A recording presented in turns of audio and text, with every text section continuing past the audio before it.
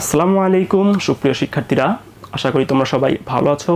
Panacea পাবলিকেশনের পক্ষ থেকে আমি আজকে আবারও হাজির হয়েছি প্রোনাউনের একটা গুরুত্বপূর্ণ রুলস নিয়ে। তোমাদের কাছে যদি এই প্রোনাউনটা কঠিন মনে হয় তাহলে আজকের এই রুলসটা দেখো, প্রোনাউনটা একদম সহজ হয়ে যাবে। প্রিপোজিশন এর পরে প্রোনাউনের অবজেক্ট ফর্ম বসে। আমাদেরকে সহজভাবে মনে রাখতে হবে যে প্রিপোজিশন এর পরে প্রোনাউনের অবজেক্ট ফর্ম বসে। এই বিষয়টা আমরা চলো উদাহরণের সাহায্যে দেখে নিই।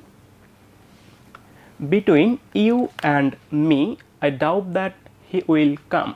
এখানে প্রিপোজিশন বিটুইন, এই বিটুইনের পরে প্রোনাউনের object form you and me বসেছে।